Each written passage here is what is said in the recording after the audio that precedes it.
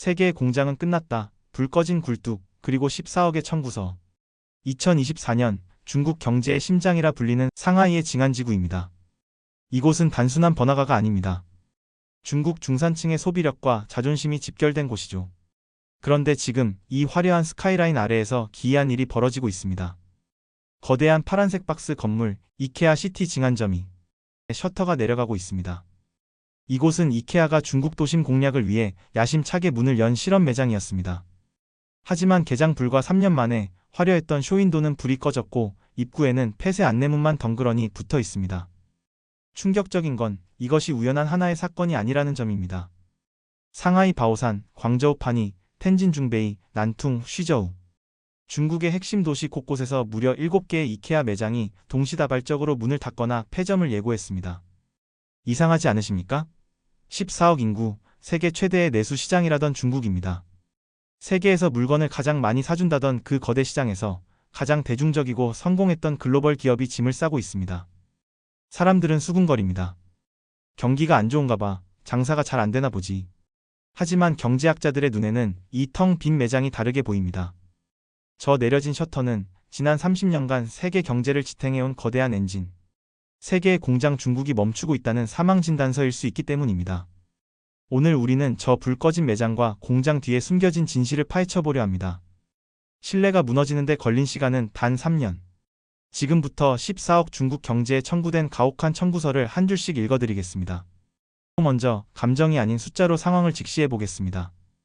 여러분의 몸에서 피가 100만큼 돌다가 갑자기 1만큼만 돈다면 어떻게 될까요? 그건 빈혈이 아니라 쇼크사 상태겠죠. 지금 중국 경제가 겪고 있는 일이 정확히 그렇습니다.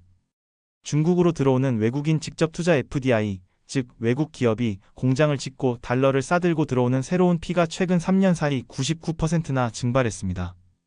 2021년만 해도 거대한 강물처럼 쏟아져 들어오던 돈줄이 2024년에는 바닥이 쩍쩍 갈라진 마른 개울이 되어버린 겁니다. 도대체 무슨 일이 벌어진 걸까요? 우리는 상하이 주재 10년차 미국계 제조기업의 임원 마이클 씨의 하루를 통해 그 이유를 알 수 있습니다. 마이클 씨는 지난 10년 동안 중국은 선택이 아니라 필수라고 외치던 사람이었습니다. 하지만 요즘 그는 아침에 눈을 뜨자마자 안도감 대신 공포를 느낍니다. 그의 책상 위에는 늘 시장 조사 데이터와 경쟁사 분석 보고서가 놓여 있습니다. 기업 활동의 기본 중의 기본이죠. 하지만 중국 정부가 반간첩법을 강화하면서 이 종이 뭉치는 언제 터질지 모르는 시한폭탄이 되었습니다. 어제 옆 회사의 컨설턴트가 공안에 불려갔대. 단순한 시장 데이터를 수집했는데 국가안보 위협으로 간주한다더군. 마이클 씨는 직원들에게 말합니다. 조사는 하지 마. 데이터는 서버에 남기지 마. 기업이 눈과 귀를 닫아야 하는 시장. 그곳에서 비즈니스가 가능할까요? 마이클 씨는 최근 본사에 비밀리에 보고서를 보냈습니다. 제목 중국 내 자산 매각 및 생산기지 이전 검토 보고서의 결론은 한 줄이었습니다. 중국은 더 이상 기회의 땅이 아닙니다. 탈출해야 할 리스크입니다. 이것이 바로 첫 번째 징후, 경제적 누수입니다. 돈은 겁이 많습니다. 가장 안전하고 자유로운 곳으로 흐르죠. 신뢰라는 수도관에 구멍이 나자 자본은 썰물처럼 빠져나가고 있습니다. 애플은 인도로, 삼성과 LG는 베트남으로, 이제는 이케아와 스타벅스 같은 소비재 기업들까지. 그들은 조용히 하지만 아주 빠르게 짐을 싸고 있습니다. 이 충격이 얼마나 큰지 이해하려면 잠시 시간을 돌려 과거를 봐야 합니다. 2000년대 초반 중국은 전 세계 기업들에게 그야말로 축복받은 땅이었습니다. 당시 지방 정부 공무원들은 외국 기업을 유치하기 위해 레드카펫을 깔았습니다. 공장을 지으시겠다고요? 땅값은 5년 뒤에 주셔도 됩니다. 전기가 부족합니까? 발전소를 끌어오겠습니다. 도로가 좁나요? 내일까지 넓혀드리겠습니다. 중국은 단순한 공장 터가 아니었습니다. 세계 경제의 거대한 심장이었습니다. 이 심장이 쿵하고 뛸 때마다 애플의 아이폰이 수천만 대씩 조립되어 전 세계로 뿜어져 나갔습니다. 중국 동해안의 항구들은 24시간 불이 꺼지지 않았고 컨테이너선들은 혈관 속 적혈구처럼 5대양 6대주를 누볐습니다. 이때 작동한 것이 바로 경제학에서 말하는 승수 효과입니다. 외국 기업 공장 하나가 들어오면 그 효과는 공장 담벼락 안에 머물지 않습니다. 공장 근처에는 수천 명의 직원이 묵을 기숙사가 생깁니다. 그들이 밥을 먹을 식당이 생기고 퇴근 후 맥주를 마실 술집이 생깁니다. 부품을 실어 나를 트럭 운전사가 몰려들고 그들의 자녀를 가르칠 학교와 학원이 생깁니다. 외국 기업의 달러가 중국 인민들의 주머니로 흘러들어가 거대한 중산층을 만들어낸 겁니다. 중국 인민들도 정부도 그리고 외국 기업들도 믿었습니다. 이 공생 관계는 영원할 것이다. 세계는 중국 없이 물건을 못 만들고 중국은 세계 없이 성장할 수 없다. 하지만 그 믿음이 깨지는 데는 그리 오랜 시간이 걸리지 않았습니다. 그토록 친절했던 친구는 왜 등을 돌리게 되었을까요? 단순히 중국의 인건비가 비싸져서일까요? 아닙니다. 기업들이 꼽는 진짜 이유는 비용이 아니라 태도입니다. 광둥성 둥관에서 20년째 정밀 부품 공장을 운영하는 왕 사장의 이야기를 들어보겠습니다. 그는 외국계 기업에 납품하며 공장을 키웠습니다. 하지만 최근 그는 술자리에서 울분을 토합니다. 정부가 너무 변했어. 옛날엔 와주세요 하고 굽신거리더니 이젠 싫으면 나가라는 식이야. 이른바 호의의 피로감과 수혜자의 착각이 국가 단위로 벌어진 겁니다. 중국 정부와 여론은 어느 순간부터 외국 기업의 투자를 고마운 혜택이 아닌 당연한 권리 혹은 착취로 바라보기 시작했습니다. 너희가 중국 시장에서 돈 벌어가잖아? 그럼 기술 내놔. 데이터 서버는 무조건 중국 안에 둬. 검열도 받아. 우리 비위에 거슬리는 말을 해? 그럼 불매 운동 맛 좀 봐라. 여기에 미중 갈등이라는 거대한 파도가 덮쳤습니다. 관세 폭탄이 떨어지고 첨단 기술 장비 반입이 막힙니다. 기업들은 계산기를 두들겨 봅니다. 인건비는 올랐고 규제는 예측 불가능하고 정치는 적대적이다. 그런데 굳이 리스크를 감수하며 여기에 남아야 할까? 왕 사장은 말합니다. 내 거래처인 미국 회사가 저번 달에 베트남으로 떠났어. 20년 지기였는데 인사도 없이 가더라고. 무서운 건 그들이 떠나면서 뒤도 안 돌아보더라는 거야. 공유지의 비극이 시작된 겁니다.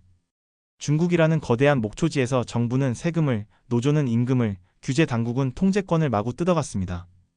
풀이 다 뜯겨 황폐해진 목초지에 남을 손은 없습니다. 불 꺼진 공장. 자, 이제 타임라인을 그려보겠습니다. 이대로 외국인 투자가 멈추고 공장들이 떠난다면 앞으로 24개월 후 중국에는 어떤 일이 벌어질까요? 경제학은 잔인하게도 역승수 효과를 예고합니다.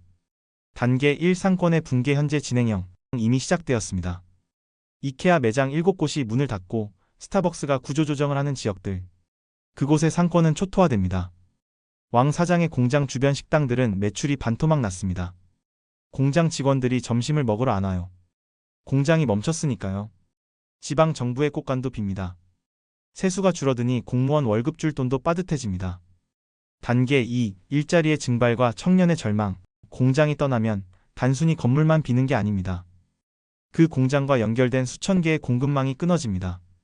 부품 업체가 도산하고 물류 트럭이 멈춰섭니다. 가장 큰 피해자는 청년들입니다.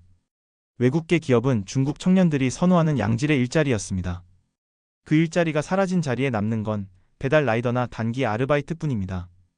중국이 청년 실업률 통계 발표를 한 때 중단했던 건 그 숫자가 너무나 공포스러웠기 때문일지도 모릅니다. 단계 3. 대체 불가능성의 상실. 이것이 중국에게 가장 뼈아픈 대목입니다. 과거에는 기업들이 욕을 하면서도 중국에 남았습니다. 왜? 대안이 없었으니까요. 하지만 지금은 다릅니다. 인도, 베트남, 멕시코, 동유럽이 손을 흔들며 기업들을 유혹하고 있습니다. 오세요. 우리는 20년 전 중국처럼 해드리겠습니다. 한 번 떠난 공장은 다시 돌아오지 않습니다. 한 번 옮겨진 공급망은 다시 복구하는데 수십 년이 걸립니다. 중국이 세계의 공장 타이틀을 잃는 순간 중국이 가졌던 막강한 협상력도 함께 사라집니다. 더 이상 세계는 중국의 눈치를 예전만큼 보지 않게 될 것입니다. 다시 상하이 징안에 굳게 닫힌 이케아 매장 앞으로 돌아와 봅니다. 저 차가운 셔터는 우리에게 아주 중요한 메시지를 던지고 있습니다. 영원한 호황은 없다. 그리고 신뢰를 잃은 경제는 모래성이다. 세계의 공장 끝났다는 말. 이것은 중국 경제가 당장 망한다는 뜻이 아닙니다. 중국은 여전히 거대하고 여전히 강력합니다. 하지만 분명한 건 중국 중심의 시대, 중국이 모든 것을 빨아들이던 시대는 저물고 있다는 사실입니다. 거대한 지각 변동이 시작되었습니다. 중국에서 빠져나온 수백조 원의 돈, 수천 개의 공장, 그리고 수만 개의 일자리. 이들은 지금 우주를 떠도는 위성처럼 갈 곳을 찾고 있습니다. 누군가는 인도로, 누군가는 베트남으로, 또 누군가는 멕시코로 향하고 있습니다. 그리고 우리는 질문해야 합니다. 과연 대한민국은 이 거대한 머니 무브 속에서 기회를 잡을 수 있을까요? 아니면 우리 역시 중국처럼 잡은 물고기에게 먹이를 주지 않는 오만의 함정에 빠져 있는 건 아닐까요? 중국의 불 꺼진 공장이 보내는 경고. 그 답을 찾는 것은 이제 남겨진 우리의 몫입니다.